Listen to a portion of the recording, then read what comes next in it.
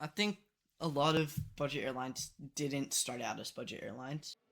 Budget airlines have changed a lot over the years. They've become widely known for their horrible service and ridiculous fees. But why are these airlines so bad?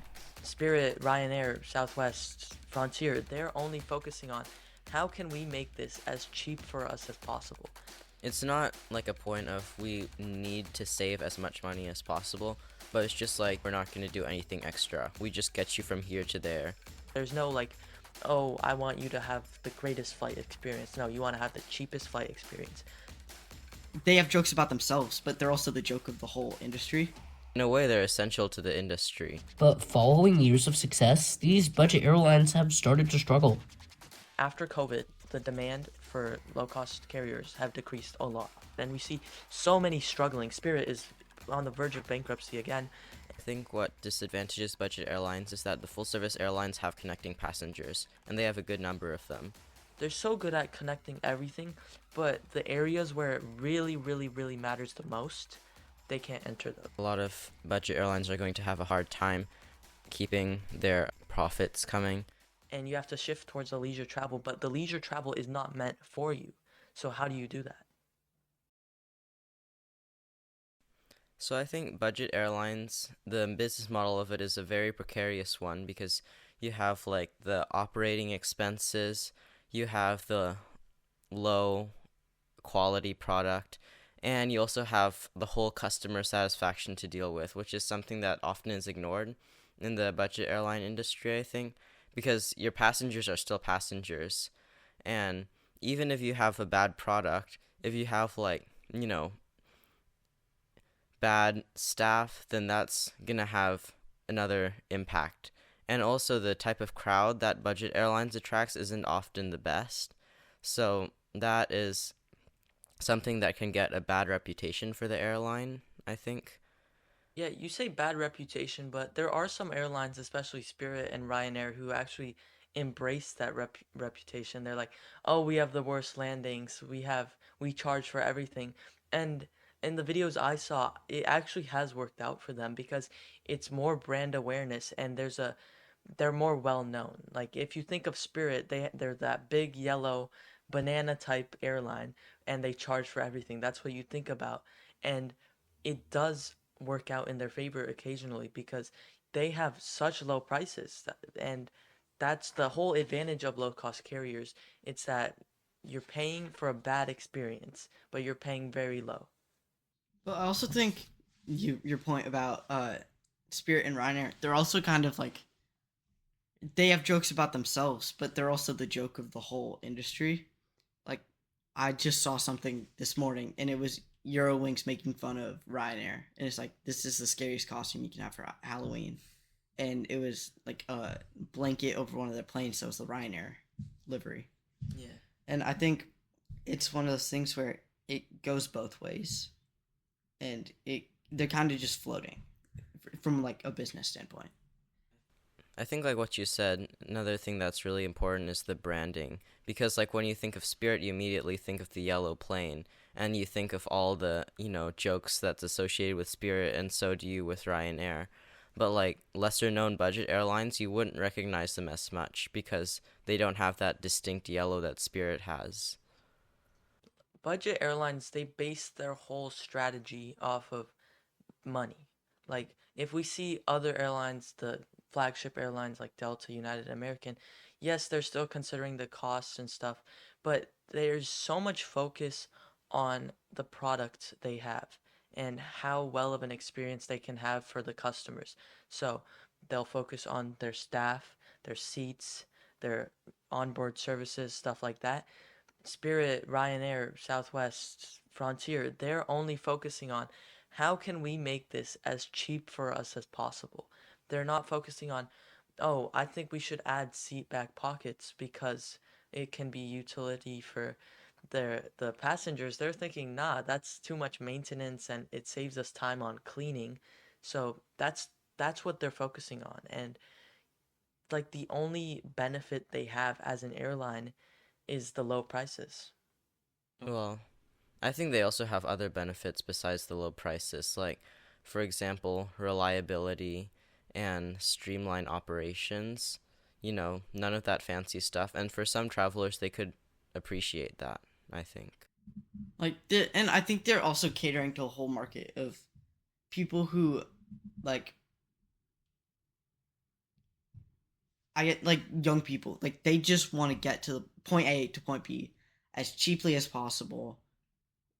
They're doing it not for the experience of flying, but for the experience of they want to be there. Yeah. And that's actually a good point. Like when I get into an airplane, especially if I'm flying internationally, and even getting into the airport, there's such a good feeling. And it's not just like, oh, I'm gonna be in Hawaii in the next 10 hours or 5 hours. It's like, oh, I'm on a plane that's so cool. But those low cost carriers, they don't embrace that. Yeah, very much like the opposite of airlines like Delta, for example, where they often advertise their experience. Flying is an experience. It's more than just point A to point B. Whereas low cost carriers don't care. They're like, oh, we get you out of there on time, we get you there on time. Yeah. It's like there's a spectrum, and it's like low cost is for the sake of the journey, and like things like Delta and Emirates, they're for the flight. Like their whole thing is they want the flight to be better than the vacation. Yeah. Or wherever you're going. And I think personally it's interesting to see that like airlines like Delta, where they advertise their flight, they also partner with a lot of destination based companies like car rental or restaurants or hotels, whereas airlines like Spirit Airlines, you don't, or budget airlines in general, you don't see that partnership at the destination as much, which could benefit them if their like kind of motto is to get you to the destination and to have fun at the destination. I think like as a budget airline going into those kinds of partnerships, like we said earlier, the main thing that that you're thinking of going into those partnerships is, will I make money off of this? And is this going to be profitable for us, or are we going to lose money on this? So when we're thinking about the actual travel, like that could cost Spirit, even though partnerships are beneficial for airlines, you still got to think about the cons. And I think also there's this whole thing, like what we were saying earlier about like point A, point B cheap as possible. There's this whole thing, like if you go to Vegas, that I think has the largest low cost carrier market out of any city in the US. And I think all of that is because they're not catering to like high rollers or people who are going to go spend. They're catering to the people who want to save as much money as possible to go to Vegas and gamble. That's a really good point. When budget airlines are thinking about where to go, they think about demand and what demand there is over there. But another thing that I heard when I was doing research for this is budget airlines create demand. For example, budget airlines love to go to secondary airports that are cheaper to use, have cheaper gates, cheaper parking fees, and normally, for example, if I'm flying out of in Seattle, I wouldn't think of like, oh, I want to go to Painfield to fly. There's no demand to go to Painfield. There are people who live in the Everett area, but Seattle, it's to go to SeaTac. But Frontier, they come in, they're like, oh, we're in Everett now. We have cheaper flights, and they're creating that demand. I also think there's a weird element to that of like, have you ever flown out of Painfield before? No. It's an infinitely better experience than SeaTac. I mean, you lose the experience of lounges, but like I think the last time I was there were maybe 30 people in the whole airport. Like I think it's a lot cheaper, but also it has a lot better of an experience, and it gets more of that like it gives more of an exclusive vibe than larger airports. I think like what you said, with the cheaper part of it, the budget airlines really like to go to secondary airports because they're cheaper to operate out of, whereas it's like the full service carriers would want to, connect the largest destinations with the largest airports, and that's kind of their strategy. but low-cost airlines' strategy is to connect secondary airports not only because there isn't much competition, but because it's also quite cheap. I also think when low cost carriers go to larger airports, that creates more competition in the market. And I think just not statistically, but if there's more competition, there's I wouldn't go as far to say as an even split between airlines, but there's more room for people to choose the low cost carriers. And flexibility is a good point because these low cost carriers, like take Ryanair for example, they have really quick turnaround times. That way, there's so much frequency of flights. So, for example, if you want to go on the red eye, there's a flight for that. If you want to go early in the morning, there's a flight for that. Maybe you have some event in the afternoon and you got to catch a flight after that. There's a flight for that. So, it's it's quite flexible with these airlines because all they're focusing on is getting those aircrafts in the air because an aircraft that is not flying is not making money. It's losing money, and that's like one of the main things that budget airlines have to consider. And that's another thing that I see a lot of budget airlines boast about, like, we're very on time, we're more on time than full service carriers. And also with the secondary airport thing, that helps because secondary airports have less traffic and therefore less delays by other planes.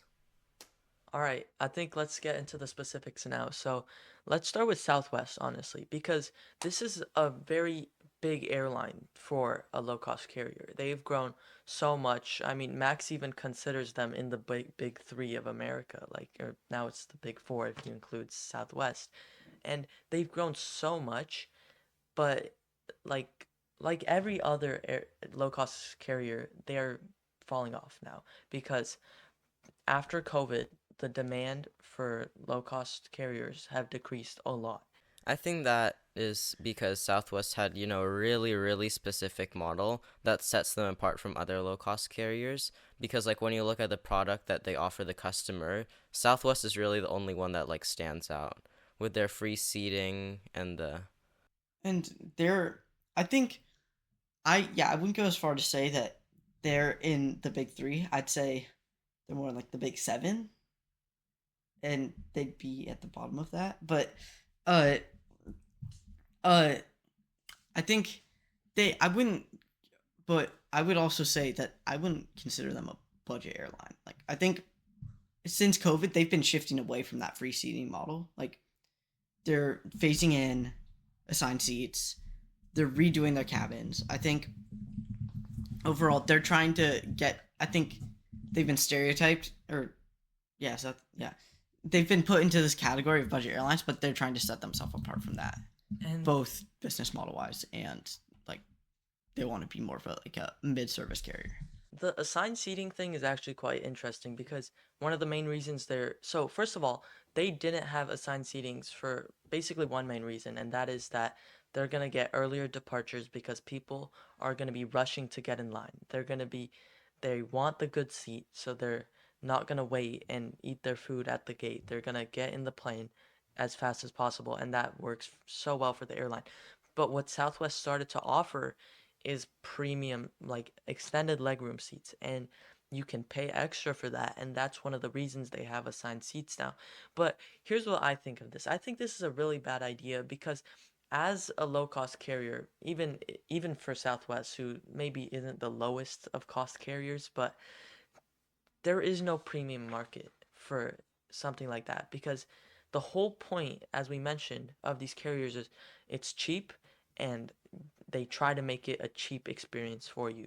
There's no like, oh, I want you to have the greatest flight experience. No, you want to have the cheapest flight experience. So there is no premium market, and that's something that the low cost carriers lose on, but also it just makes no sense for Southwest to add that in. I also think, like, you see Spirit and Frontier and other low-cost airlines now adding first class. And Southwest adding first class basically just, like, it's harder to differentiate because their models are so similar. If they had left out the first class and kept their current model, then that would have, been, like, a very unique thing that Southwest kept. I also think they're one of the at least on this list, they're for the U.S. definitely. They're one of those few airlines that they operate the 737. And when we look at this list of budget airlines in the United States, I'd say 85% of them only operate Airbus aircraft. And I think, is there some element of that reliability to it? Well, I think when it comes down to budget airlines, aircraft is a choice you have to make, like which aircraft is going to best suit for your routes and the kind of demand you're looking for. But fleet simplification is 10 times more important than the aircraft you choose because you save money when there's fleet simplification. For example, JetBlue, they added the A220s, right?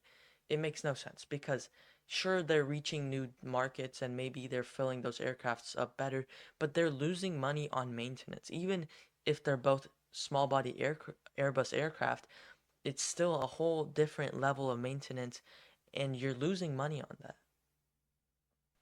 Well, I think with JetBlue, it was more of a replacement for the Embraers because previously they had the Embraers and the Airbus A320 family, and to replace it to A220 is a better move, but it isn't like the best move, like you said.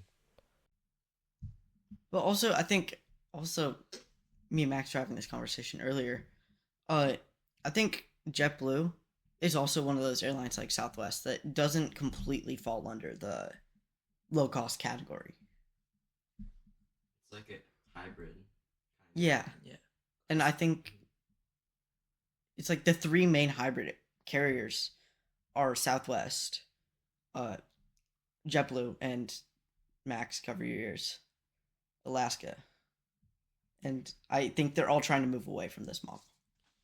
I think the hybrid market is kind of decreasing. You have to either go for the low cost carrier, which is very unstable and it's very hard nowadays, especially since there are quite a few low cost carriers now, or you can go for the luxury, which we're seeing Alaska Airlines do. But that's just as hard because when you get into the luxury market, there's a lot more competition and it's a lot more, you have to think about margins a lot more and how much money you're spending a lot more. I think also, like, it used to be that the model is that there's a full service airline and then budget airline comes in and then the price drops down a lot. But now I think it's kind of the other way around where like a budget airline's there and then there's a full service airline and the full service drives the price of both up, which is bad for the low cost airline. So possibly that's something.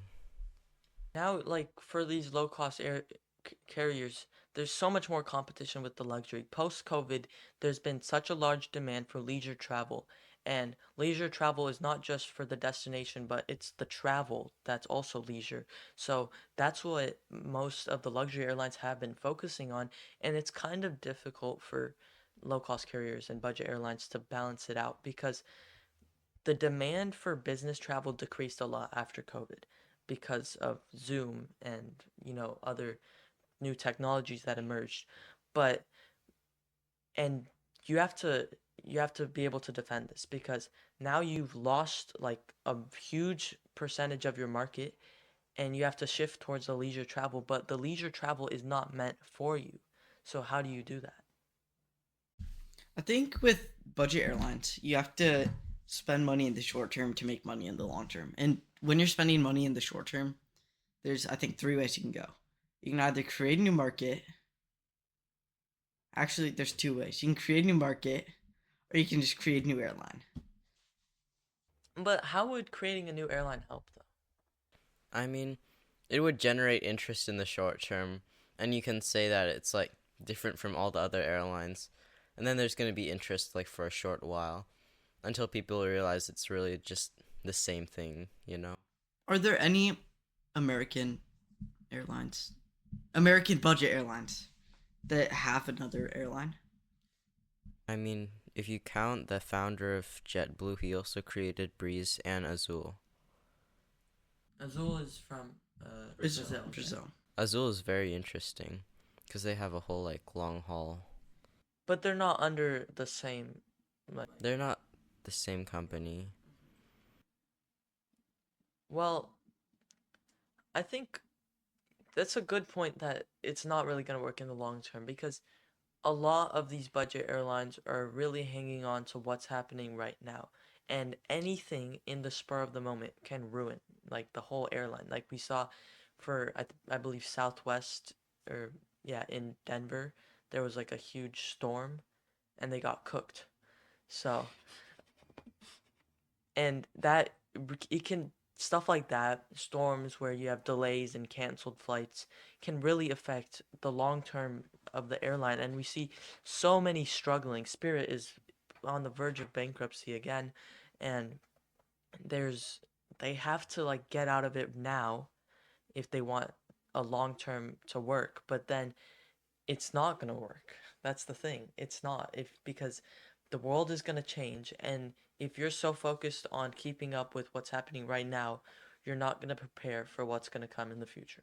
But I think that also the travel globally would change if all the budget airlines just died out because there's no more competition to go cheaper. People wouldn't fly as much. So they're like in a way they're essential to the industry. I think if budget airlines went, airlines would just flat out reduce their prices. Because the reason airlines like Delta have such high prices is because there's this whole market of budget airlines, and because of that, it shifts the like what the cost per service in a way. It shifts that up a ton. Because originally, like, say if there weren't budget airlines, instead of charging a couple $1,000s for a Delta One round trip, they could charge a couple hundred But I mean, because they need to fill the gap. if they can charge more, then why wouldn't they? Because then people wouldn't fly. Yeah. You still want to like as a business, you're not just going to raise the prices cuz like the consumers are kind of forced to buy it. You still want to establish a good relationship with your consumers because let's say you up the prices by like $100, $200 and passengers who have no other option other than flying budget, which they don't want to do, they have to spend that extra $200. But in the long term, if there is another option, if another option arises where the budget airlines are now really good and good service, you have not established that relationship for it to work. And also, it really relates to budget airlines, especially because those airlines they don't develop relationships with their consumers because again, their only focus is being cheap. But I guess in a way, that's like how they attract customers and how they make relationships with their consumers. Because the customers are able to get on a flight at a really low price, and there's a crowd that likes that. Okay, I have a challenge for you guys that came up when Balut made his point. How many of these American budget airlines have rewards programs? Off the top of your heads. Does Spirit have one? I think Maybe. they have like I don't think they have like rewards programs, but I think they have like memberships that can make flights a little cheaper, but not for miles and stuff. Is that the only one? Or No, I think maybe Frontier as well, and maybe Southwest.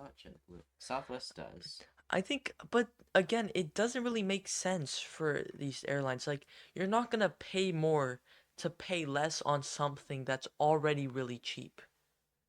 Like, joining a rewards program, it's just gonna make something cheap cheaper, which you don't necessarily need because it's already so cheap. But I think those like pay to make flights cheaper type of thing is very much like a short-term thing for the airline because they want, they're trying to attract you to get you to pay money, but in reality it's not going to save you anymore because you travel less than you think you do in the moment.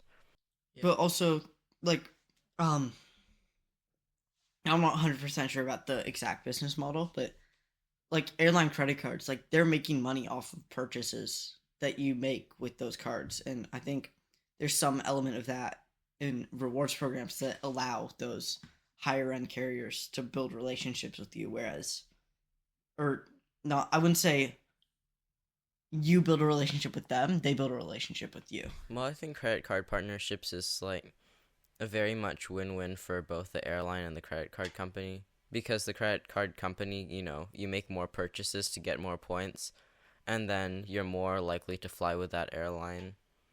I think Finn made a good point earlier about flying less than you actually think you do, because as for leisure travel, like on average, a family will go like maximum 5 vacations a year, and that's kind of pushing it already. But business travel, they're constantly going in and out, right? You have a meeting in Los Angeles, then one in Chicago, one in New York. You're constantly traveling. But like we said earlier, business travel doesn't work as much for low cost carriers or anymore because the demand has and the market has really decreased. So that, I think that splits it even more. So we have like, I think it makes budget airlines even more niche because we have business, which is definitely not, they're not flying budget, especially not if the company's paying for it. And uh then we have families who are gonna probably fly more hybrid, higher end carriers. So then that just leaves like the young solo travelers. But again, those people, if they like, if they do travel, then they would be, there's less of a chance that they would fly budget, because if they travel, then they care about it, and so they're more likely to at least like choose a hybrid or above. Yeah, no one goes like into a Spirit flight saying, "Oh, that was amazing. I want to do it again." It's not. It was pretty cheap. It was pretty cheap. Mhm. That's what they think. I think going back to the business traveler point that you guys made, like, oftentimes people wouldn't, they don't want, if they're flying business travel, then they don't want to fly budget airlines because their company pays for the ticket. And why not fly Delta? You don't pay an extra cent. Yeah, it really depends. I mean, there are businesses who don't provide that kind of stuff, and then actually there's many who don't provide.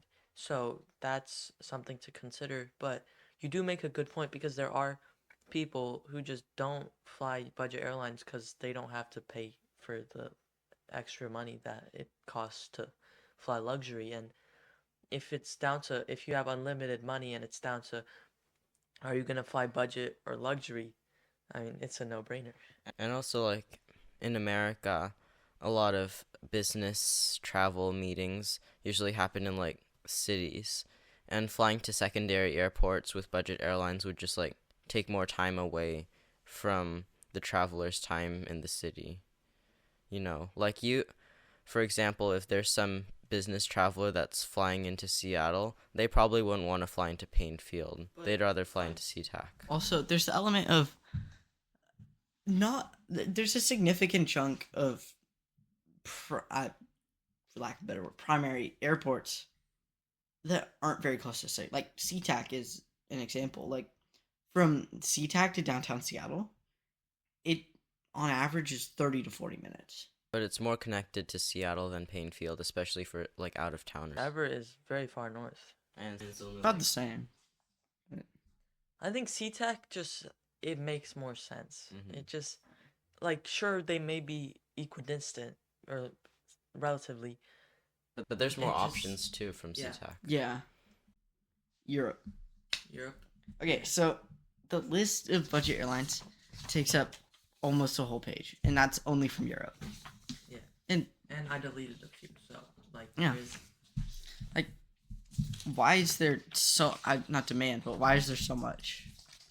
Well, Europe is so much different than US because domestic travel in Europe is country to country, not just state to state.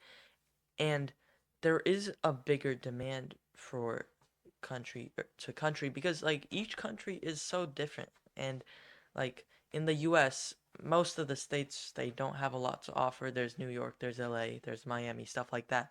But in Europe, everywhere you go, you're going to have a different experience. And to be able to connect all of that, and especially what Ryanair and EasyJet does, they have so many flights and they cover like everything in Europe. And that's why it works for them. I think also that the gap between full service airlines and low cost airlines intra Europe is quite narrow. Like if you think about, like for example, British Airways business class on their narrow bodies, it's really just a regular economy seat with a couple of perks. So budget airlines have more access to those kinds of things and are able to make it happen. I also think there's just more of a blurry line between budget airlines and like hybrid carriers. Like Air France is a namely example. Yeah, and also there isn't such thing as like 5-hour transcon flight in Europe. There's only like 1 2-hour flight. So It's a lot more short hops. yeah, not as many people would pay so much to get meal or drinks or stuff. And also, I think in Europe, you can take the train anywhere. And a lot of the times, it's a lot cheaper than flying. Yeah. So I think they're trying to fill, like, I think a lot of the transportation market space is taken up by rail. And I think budget airlines are trying to fill these by offering prices that are somewhat as cheap as they can get them so that people might consider taking a flight instead of taking a train that would take. And also like with the secondary airports, you see like for example London City, Paris, Orly. Those airports are like closer-ish to the city center, which makes them more attractive, and thus budget airlines would have a easier time with markets like those. I think the one area where these airlines in Europe lack are the highest demand routes. Like, for example, Barcelona to Madrid, Paris to London Heathrow. They can't enter those markets because number one, there's so much competition and they're very likely to lose. And number two, it's super expensive because we're talking about London Heathrow Airport, Barcelona Airport, Charles de Gaulle. It's so expensive to go there, and it's so inconvenient for passengers to not switch up to secondary airports like London City and Orly, stuff like that. And that's where they lose a lot of demand because they're so good at connecting everything, but the areas where it really, really, really matters the most, they can't enter those. And also convenience. Like, to get from London to Heathrow, that it's pretty far. Same thing with Charles de Gaulle to Paris. Whereas people could just walk a block, get on a train, and 2 hours later, they're in downtown London. Also, I think what disadvantages budget airlines is that the full service airlines have connecting passengers, and they have a good number of them. Because, like, I would say there's a good chunk of people on, like, a British Airways flight from Paris to London that's going to connect on from London elsewhere. And it's not, that flight wouldn't be as appealing to point-to-point travelers. Yeah, I think connecting is just not something that these budget airlines really focus on. And are any of these airlines part of an alliance, like one of the major alliances? EasyJet might. I don't think so. Condor. I don't know. And the thing is, Aer Lingus.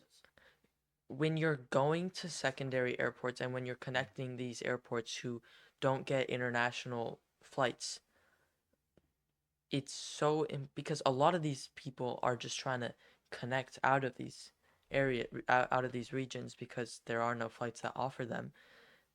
So that's another place where they miss out because they're just losing the whole connecting market as well, which all the major airlines do a great job of because they're part of Oneworld, they're part of Star Alliance, they're part of SkyTeam, and there's so many partners not just in Europe but all around the world that can help them out.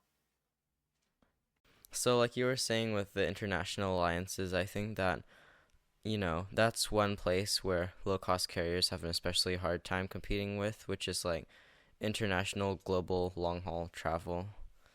And there are not many low cost carriers out there that do that well. Like, for example, Norwegian went bankrupt after they tried to get a bunch of 787s and go long haul. You see, like, Well, was it Chapter 11 or are they gone? their long haul operations are completely gone. I think it's just so difficult for these airlines as well because it's actually way more difficult than short haul because again, these low cost carriers are not very comfortable. They're not the best experience, and people would rather be uncomfortable for 3 hours rather than 7 or 10 hours because, and that's long haul, and that's how it works. You're in a plane for 10 hours, just sitting in a plane, and if that experience is not fun or comfortable at the least, it's just not gonna work, and that's why it's so difficult for low cost carriers to get into that market. And I think that's where hybrid carriers would really, work well because you still have the low cost. You have all the amenities that you would need to make it survivable. Survivable. And, like, you don't really see many hybrid long haul carriers out there. You either see low cost or full service.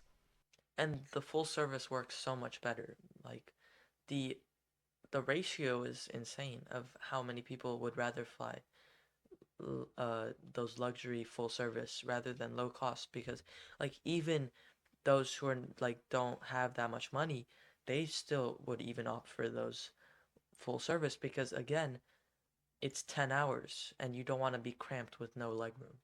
But again, they're like carriers that make the long haul ish work, that are budget ish, like Iceland Air, Air Premia, Jetstar.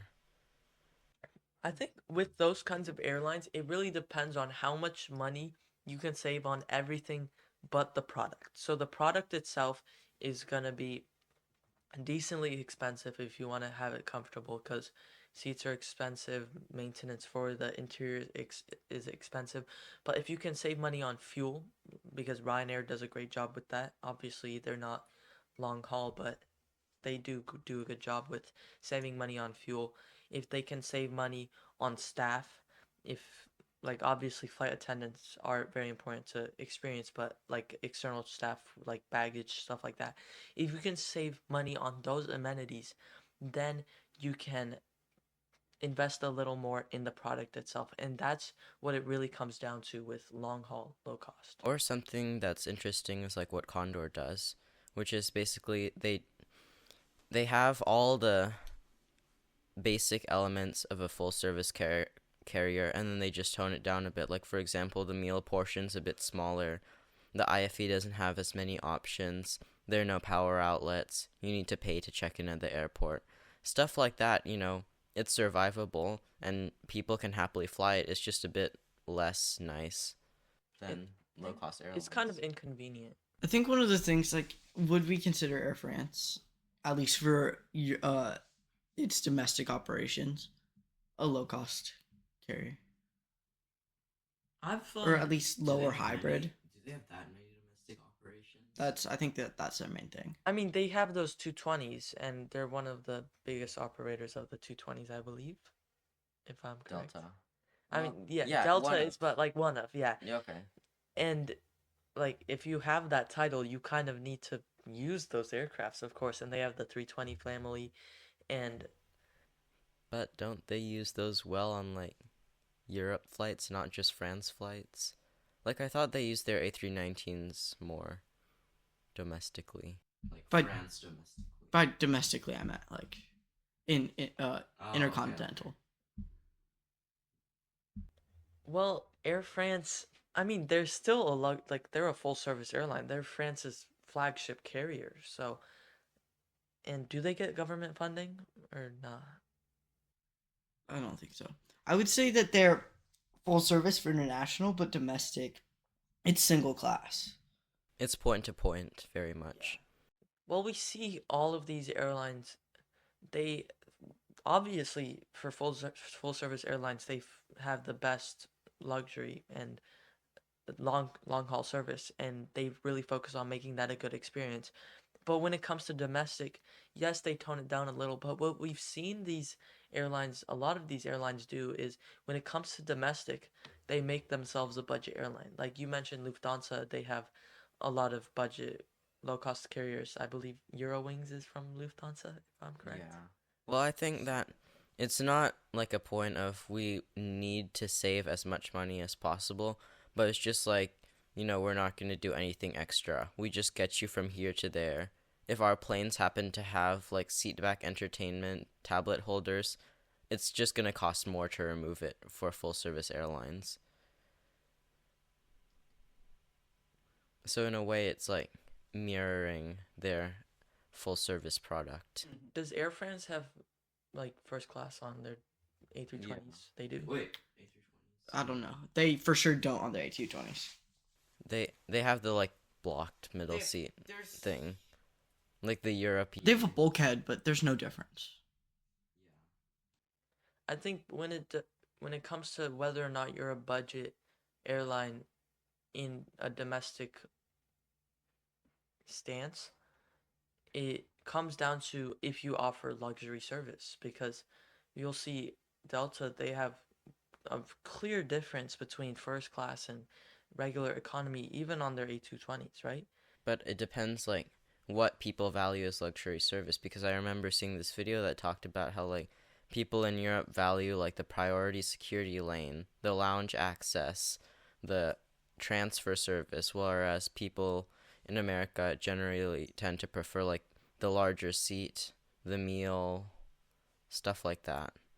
Yeah, and I guess why that is, we mentioned earlier, like in Europe, the flights are shorter and you spend more time actually at the airport.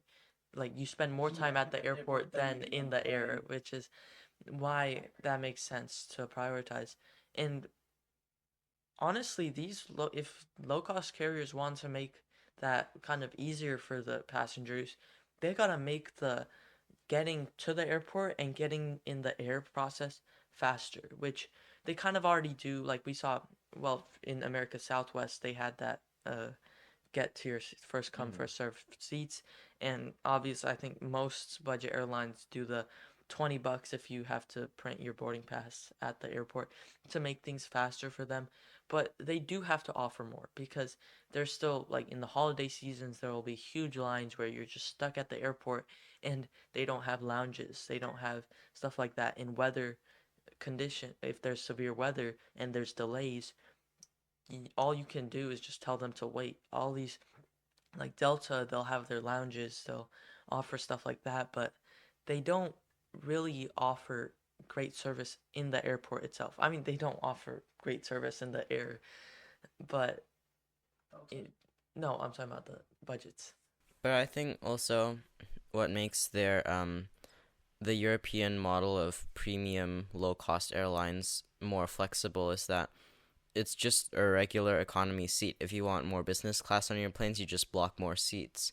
And everything else is very much soft product, like the lounge, priority, security, food. So they're able to scale the premium demand more and get much more profit out of that. Yeah, and budget airlines do really focus on cramming as many seats in an aircraft as possible. They'll make the seats thinner, they'll reduce the leg room, stuff like that. And it doesn't, first of all, I feel like that could have its downsides, because what if you're not filling all those seats? Then you're just wasting passenger the experience for empty seats. It's kind of like it doesn't really work out. So it depends on if the airline can fill the seats, and it honestly comes back to that question for like everything.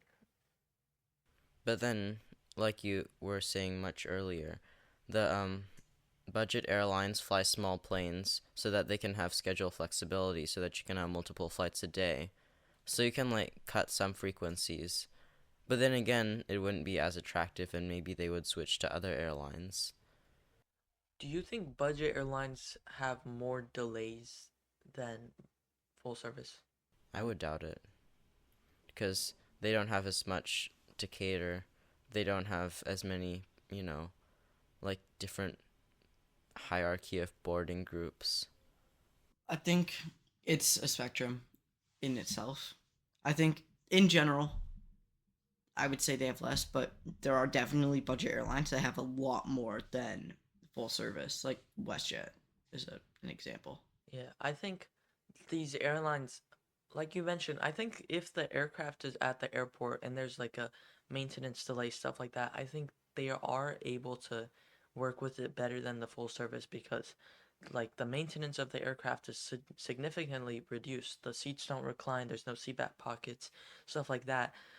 But if there's a delay because the aircraft is stuck at another airport or there's weather, I don't think the airlines are really prepared to deal with that because they have less aircraft than the full service. So if one aircraft is stuck at Chicago and you need a flight from Seattle to somewhere, you don't have a plane to replace it. Yeah, especially with like low cost long haul carriers, it's a bigger problem for them since especially those like low cost long haul airlines or even hybrid airlines usually have like tens of airplanes in their wide body fleets. So, you know, they're not able to respond to disruptions. I think an interesting example, or yeah, an interesting example would be Fly Dubai. Like, could you explain that Yeah, or their model? Fly Dubai is a very interesting model because it's like owned by Emirates, if I remember correctly. And basically, they just have a bunch of 737-800s and 737 MAX 8s. They put like good seats in them and then they fly to long, far destinations. And it's basically like serving the markets that Emirates can't because of their big airplanes. So, like, if there's some destinations that have tiny demand, but it still would be profitable, then that's where Fly Dubai comes in. And it's interesting to see that, Emirates pretty much has a monopoly on Dubai. I think when it comes to long haul travel, you really think of wide body aircraft, and that's what that's what's difficult about for those low cost long haul because when you have those wide bodies, they're definitely more expensive. The fuel is more expensive. There's way more maintenance, and it costs a lot more to buy an A350 than it costs to buy a 737. But for long haul, and especially if you're trying to keep it a comfortable experience, you're gonna want a bigger aircraft. So Fly Dubai, I guess that's why they make good seats on those aircrafts because they're small aircrafts going on long flights. And obviously that market is kind of changing with the A321 XLR.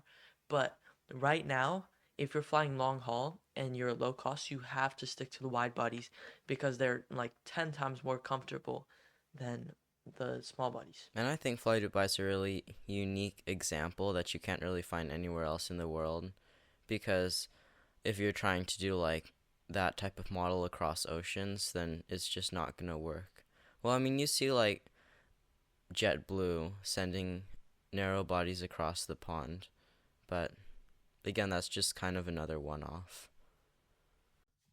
I think a lot of budget airlines didn't start out as budget airlines. I think a lot of them started out as maybe hybrid full service, and then they saw the open market for budget airlines. And as flying got more and more expensive, they moved into that gap. I think, yeah, I agree with you. All of these airlines basically just started as I'm gonna be another airline, and then as time goes on, and the industry was so much different back then, there was a market for low cost travel because flying was nowhere near as comfortable as it is today. So they were able to enter the uncomfortable market and the cheap market because that's a huge thing, and it worked out for them. They took that opportunity and they were so successful. They were profitable despite very low prices, but they still kept those margins big. And fuel prices were nowhere near as high as it is today, and that's why it worked so well for them. And then post COVID, I think everything just changed in the industry in general, not just for low cost travel, but a lot of people started wanting to fly more, but they did not want to fly on budget airlines anymore.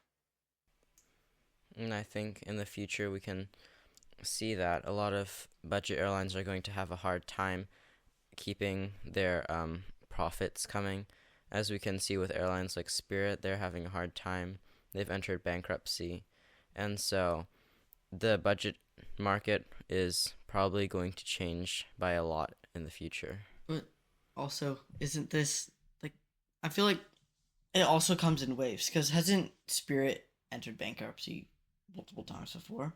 So Yeah. I think it's like it could go either way. Like you said, it could uh it could like start coming to a close, and I think everything will shift more towards the cheaper end of things. I mean, there'll still be the same price caps, but everything will shift down to cover the market, or it could just bounce back. Well, if they really want to be successful in the future, they're gonna have to make the product better because the demand for comfortable luxury travel is increasing, and if these low cost carriers are not able to keep up with that in the long term, like I think short term they're all right, but in the long term, they really got to step it up. They got to make it more comfortable. They got to stay true to their cheapness because there's way too much competition in full service right now, especially in America, especially in Europe. There's so much competition. It's so hard to switch towards luxury, but you got to be cheap and you got to be good because right now they're cheap and they're bad.